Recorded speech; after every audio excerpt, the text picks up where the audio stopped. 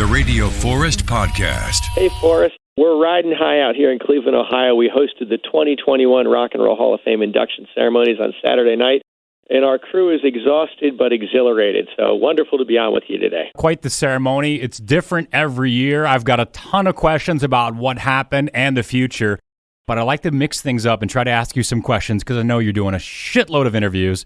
I want to get you some different stuff. Who's going to win the World Series? Who do you have? Oh, boy. I don't know if you know this, but I spent 14 years working for the Baseball Hall of Fame, so I love this question. I'm a big fan.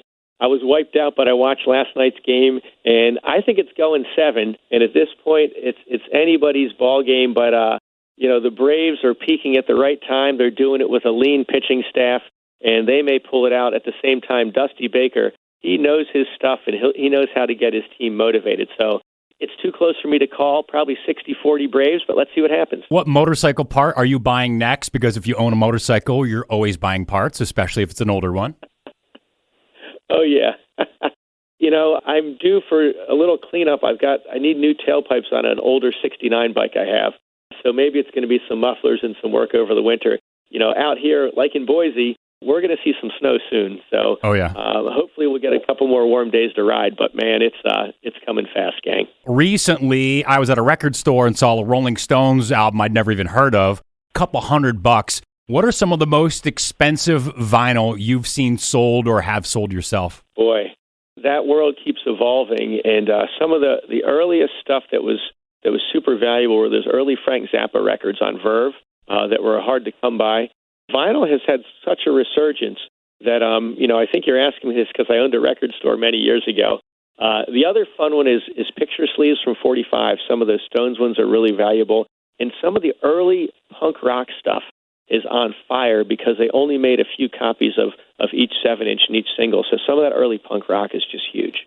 Pat Smear with the Foo Fighters inducted Saturday with the Rock and Roll Hall of Fame by Sir Paul McCartney, and then they jammed on stage. Nirvana also inducted too. Wasn't Pat a member of Nirvana? I know he was on the live album and was an official member of the band at that point. So is Pat Smear in the Rock and Roll Hall of Fame twice, or is he just in once as a member of the Foo Fighters? He's in once as a member of the Foo Fighters because his tenure with Nirvana was not as long as Chris Novoselic. But there's a really fun connection here, and that is that in the early days of the L.A. punk rock scene, there's a band called the Germs, a very important band. Pat was the bass player in the Germs, and Belinda at one point was in the Germs. So in a way, 2 members of the Germs are now in the Rock and Roll Hall of Fame through their other groups. I heard Bryan Adams got COVID. You guys had to pull a sub short notice. What's that conversation like, and did anybody else turn down the invitation to step in for Bryan Adams? What's amazing is that Keith Urban came up, not a bad fill-in, and Keith Urban came up and shredded guitar and sang a beautiful, beautiful duet to honor Tina Turner. And we're so honored that he was able to do it, and it's going to be terrific on the November 20th HBO broadcast. So it's coming out November 20th, HBO. This happens Saturday in Cleveland at the Rock and Roll Hall of Fame. We're talking to Greg Harris. He's the president of the Rock and Roll Hall of Fame. And I know Randy Rhoads got an award, but he wasn't inducted into the Rock and Roll Hall of Fame, if I'm correct, because I don't think Quiet Riot has been, and Ozzy is a solo artist. But Randy did get like a Lifetime Achievement Award or something like that? No, he's inducted into the Rock and Roll Hall of Fame. Randy Rhoads, Hall of Fame inductee.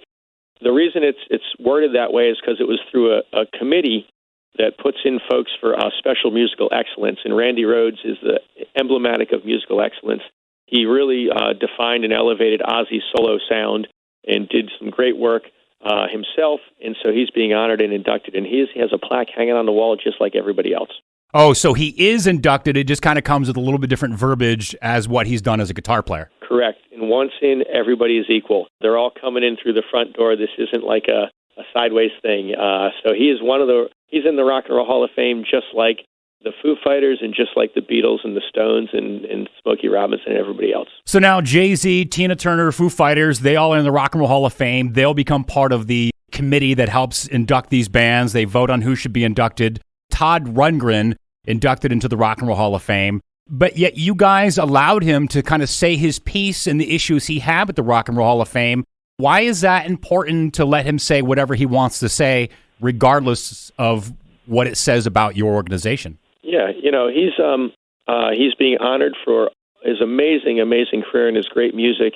And it's sort of up to him how he reacts to that. And he's going to hang here forever. He's on exhibit as part of the 2021 Rock and Roll Hall of Fame inductees. We're just so thrilled to honor this class and glad that he is part of that class and finally being recognized and going into the Rock and Roll Hall of Fame. So if he's declining being part of the Rock and Roll Hall of Fame moving forward, will you still send him like a ballot, or does he say, I'm not interested, and you just go, okay, thanks for your time, and then he doesn't have a chance to vote, or will he just kind of politely decline every year? I think time will tell, but he's being honored and recognized with that elite group of only 351 inductees in the whole history of rock and roll, and he takes his rightful place with all of them in the Rock and Roll Hall of Fame. Let's talk about the Rock Hall itself. I know you guys got a lot of exhibits. Some of them are changing. Some of them get they get beefed up right before the induction ceremony.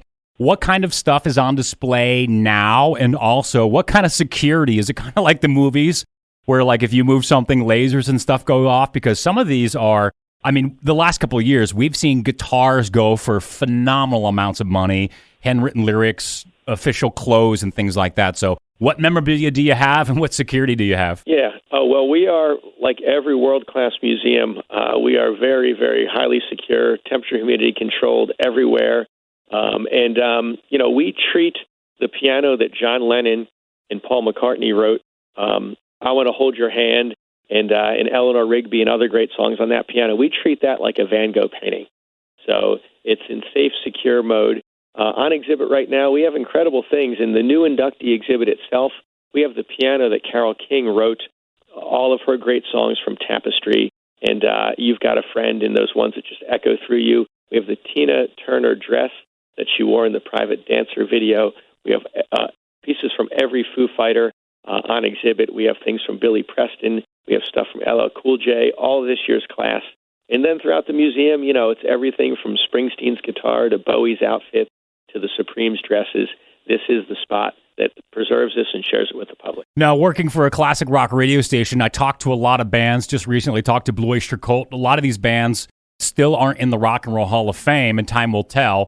So on a personal note, whatever you listen to, buy, still enjoy from time to time, who do you think should be in the Rock and Roll Hall of Fame that isn't? Now, not who do you think publicly, but who do you like? You know what band I used to see as a kid, or I used to buy their albums, or I just think is cooler than cool?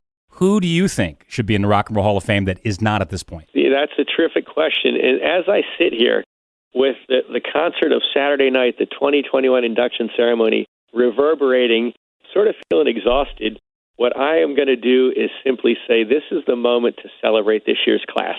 Let's celebrate them. Let's give them the accolades they deserve.